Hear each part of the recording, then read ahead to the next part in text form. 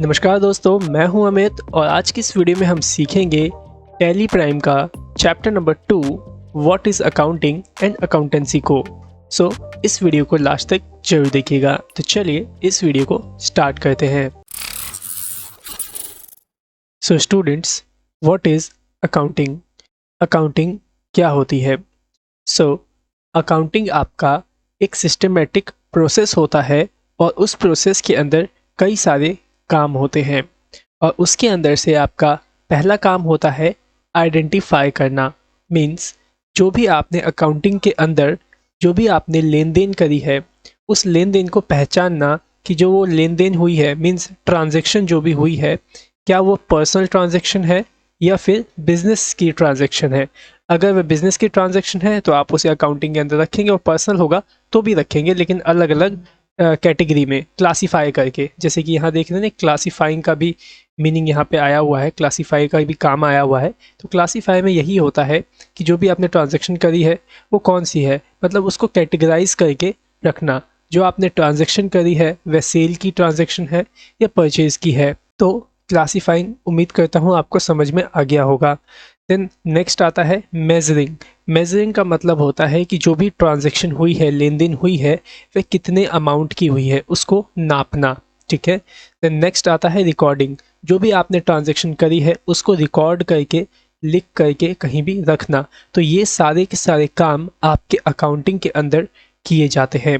और अकाउंटिंग क्या है? अकाउंटिंग आपका एक सिस्टमेटिक प्रोसेस है जिसके अंदर ये सभी काम किए जाते हैं।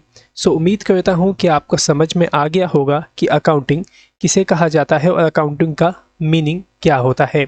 ओके, चलिए अब जानते हैं कि हमें अकाउंटिंग क्यों पढ़नी चाहिए। Okay, means why learn accounting.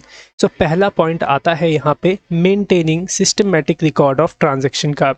मतलब हमें अकाउंटिंग इसलिए पढ़नी चाहिए ताकि हम अपने रिकॉर्ड्स को, ट्रांजैक्शंस को मेंटेन करके रख सके सिस्टमेटिक ढंग से। ओके, देन नेक्स्ट पॉइंट आता है असर्टेनिंग प्रॉफिट एंड लॉस।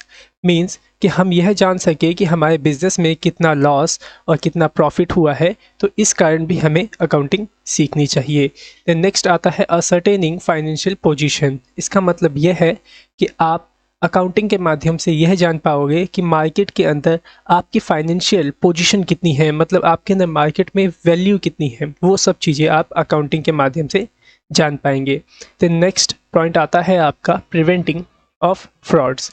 मतलब फ्रॉड से बचने के लिए भी आप अकाउंटिंग का यूज़ करते हैं। ओके, उम्मीद करता हूँ कि ये सारे पॉइंट्स आपको सही से समझ में आ गए होंगे कि हमें अकाउंटिंग क्यों पढ़नी चाहिए। ओके, देन चलिए अब सीखते हैं अकाउंटेंसी के बारे में कि अकाउंटेंसी क्या होती है। यहाँ पे देखिए, अकाउंटेंसी साफ साफ और छोटी सी डेफिनेशन है कि the knowledge of how to make accounting is called accountancy.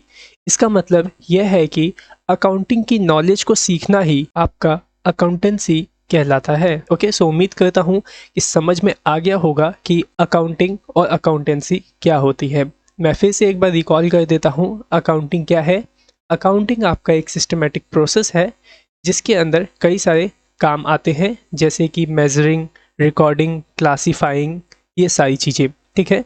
और अकाउंटेंसी क्या है? अकाउंटिंग की नॉलेज को सीखना ही आपका अकाउंटेंसी कहलाता है। ओके, उम्मीद करता हूँ आपको आज के सारे टॉपिक्स क्लियर हो गए होंगे। और अगर आपको हमारी यह वीडियो पसंद आई है तो अपने दोस्तों में इस वीडियो को अभी शेयर कर दीजिए और अभी के अभी नीचे दिया हुआ लाइक का बटन उसको प्रेस कर दीजिए। आपके लाइक बटन करने से हमें थोड़ा सा मोटिवेशन मिल जाता है ताकि हम आपके लिए और भी अच्छा कोर्स और भी अच्छा कंटेंट लेके आते रहें। और यह जो नोट्स आप देख रहे हैं जिससे कि मैं आपको यहाँ पे पढ़ा रहा हूँ, इस नोट्स का जो लिंक है वो मैं आपको डिस्क्रिप्शन में दे दूँगा, आप इसे डाउनलोड कर सकते हैं। ओके, आज की वीडियो में सिर्फ इतना ही।